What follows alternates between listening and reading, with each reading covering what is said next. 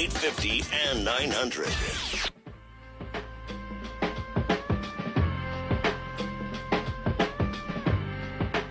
10:34 back on the Sports Fix. You're listening to North Central Florida sports leader ESPN Radio, AM 850 in Gainesville, 100.1 FM and AM 900 down in Ocala, and we always stream live on the World Wide Web at ESPNGo1.com. I'm Adam Reardon alongside my partner Chris Doring in the Street Side Studios, located inside Weimer Hall on the campus of the University of Florida. We're going to talk a little Miami Hurricane football with our good friend Danny Money of CanesInsight.com, owner, operator, writer, podcast host, all kinds of stuff. The guy's the busiest man in the world down there in the 305 area code there. Danny, appreciate you joining us here this morning. How you doing, buddy? Doing good. Ready for football season. I mean, there's no question about it. And once we get into August here, we're just that close. We almost feel like kids during Christmas Eve. We took the week off last week, but then some interesting news comes up about Al Golden. Apparently Charles Robinson, the guy who wrote the article, the expose on Miami football with Nevin Shapiro of Yahoo Sports, says that Al Golden may have known about some stuff, and there may be some issues with Al Golden as far as NCAA rules are concerned. Now, Al Golden said that, look, I carry myself with the utmost of respect for the rules and whatnot. Is this something to worry about if you're a Miami fan now that Al Golden's been sort of dragged into this mess by Charles Robinson? No, I don't think it's anything to worry about. As far as the NCAA guy, this has already been investigated. Obviously, you saw Golden's statement. I mean, even if these were proven to be true, these are extremely minor violations. But like I said, they've already been investigated, already been dealt with. And, the big problem with a story like this is sort of public perception.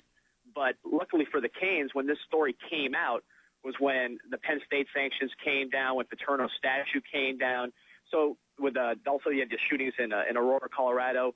So this was really kind of backpage stuff. It went off without really – it was just a blip on the radar. So as far as public perception goes, it wasn't as damaging as it could have been. And when you look at the actual story, you have to understand the sources that Charles Robinson is using in this piece, namely Sean Allen, a former Hurricanes ball boy who's really the center of these new allegations. He was somebody that was close to Shapiro, that was fired by Coach Golden, and really is unhappy with the program. He's very loyal to Shannon and Shannon's old staff and really does not like Coach Golden. And then you had a anonymous former Hurricane staffer, somebody who was with Shannon, was fired, was replaced by Golden and his staff, and apparently has the inside info on how Coach Golden recruits. Now, if you look at everybody involved, including Charles Robinson, who's only concerned with winning a Pulitzer and making his name off of Miami, you really have a lot of self-interested people whose credibility can easily be questioned. Now, with that being said, we talked a little bit about this yesterday. It's got to be frustrating if you're a Miami fan or a player or coach to sit there and watch, the timeliness that the Penn State sanctions were passed down. We saw UCF get their penalties this week. Miami's been waiting around for over a year now at this point in time. And we heard yesterday the word is this may not come about until after signing day, which could be potentially detrimental to the season in terms of a distraction, and then also, in terms of the recruiting class you're able to sign with so much uncertainty out there. Is that a possibility from what you're hearing down there, and what seems to be the delay with the NCAA? Well, there's always a delay with the NCAA. I think the basketball side of the investigation is a little more complex. There's a little more there, so that's kind of holding things up. And as far as timing, I actually think, and I'm a minority here, I think that if the sanctions were to come down right after signing day, that would actually be a best-case scenario for Miami. This class is really shaping up strong. The rankings don't necessarily reflect it because the rankings are based on sort of all the commitments. So it favors bigger classes. It's by average. But if you look at the average star rankings of the players that Miami has gotten commitments from and is looking good for, these are all 4-star, in some cases 5-star players. So Miami is shaping up to have a really, really strong class. These kids aren't really worried about the sanctions. It's not something that's on the front of their minds. So Miami's really looking to have a great class in February, even with this looming. So I don't think the fact that the sanctions would come down earlier or later would affect this class. So what you really want is to get a jump on the 2014 class. There's a lot of big-time kids there, a lot of kids who grew up liking Miami, just some very talented kids coming from South Florida. So to me, the ideal situation would be the sanctions coming down right after signing day wouldn't affect this current class. There wouldn't be any kind of, shock towards the towards the end of the recruiting process, which might lead a kid to reconsider at the last minute and lead to some hasty decisions.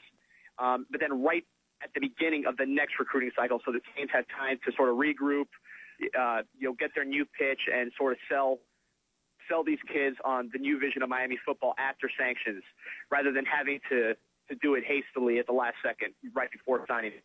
Danny Money, CanesInsight.com, our guest. Let's move the questions to the on-the-field stuff there. Stephen Morris now takes over as the starting quarterback for the University of Miami, or at least the assumed starting quarterback. Is he ready and or able to become, I don't want to say an elite college football quarterback, but at least one of the better quarterbacks in the ACC at the very least? Well, I'm a huge fan of Stephen Morris. And actually, you mentioned the ACC. A lot of people don't realize the ACC is loaded with not only experienced quarterbacks, but very physically talented quarterbacks that are going to get NFL looks, starting with E.J. Manuel up in Tallahassee, Logan Thomas in Virginia Tech, Glennon up in North Carolina State. There's Taj Boyd in Clemson, just a lot of very talented quarterbacks in the ACC. As far as Steve Morris, I really look at him, and I don't see a lot that I don't like. He has an incredible arm. Jed Fish is former NFL quarterback coach, and he says this guy has an elite arm. I mean, big time as it gets. He's fast. He runs about a 4.6. He's shown he can run in games. He's extremely tough. This guy holds onto the ball to the last possible second to deliver the football. Not afraid of taking a hit. He'll put his shoulder down when he runs. He's a physically tough guy and a good team guy. Smart guy, good up the field. So you like all these things. Now, the one thing that he needs to prove is that the game has slowed down for him. He had interception problems early as a true freshman. He was kind of thrust into the starting role. He was plucked straight off the scout team. This was one of Coach Shannon's greatest blunders. He had the offensive coordinator's son, Mark Whipple, as the backup quarterback. And this guy really was not Miami caliber. He couldn't even start at UMass. So you had this extremely talented true freshman basically running your scout team, and then you had what was really a walk-on as your second quarterback.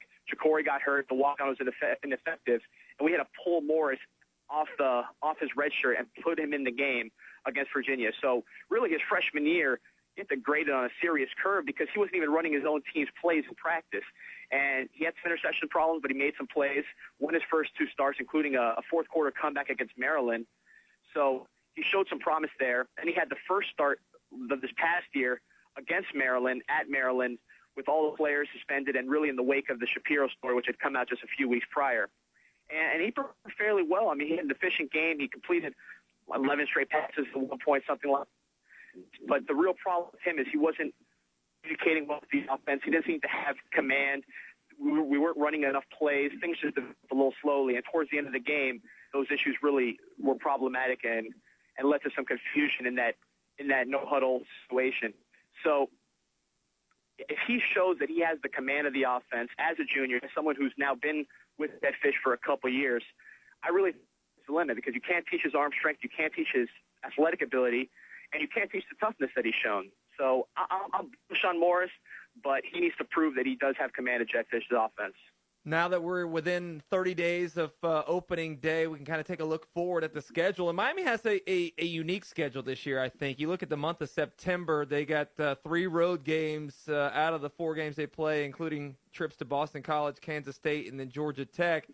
And then they play 4 of their next 5 games at home, including games against Florida State, Virginia Tech, NC State, and that one neutral site game against Notre Dame. How do you think this schedule shapes up for the type of personality and experience that this roster has at this point? Well, it's a young roster. You like that the toughest games are at home, namely Virginia Tech and Florida State. So that's a positive.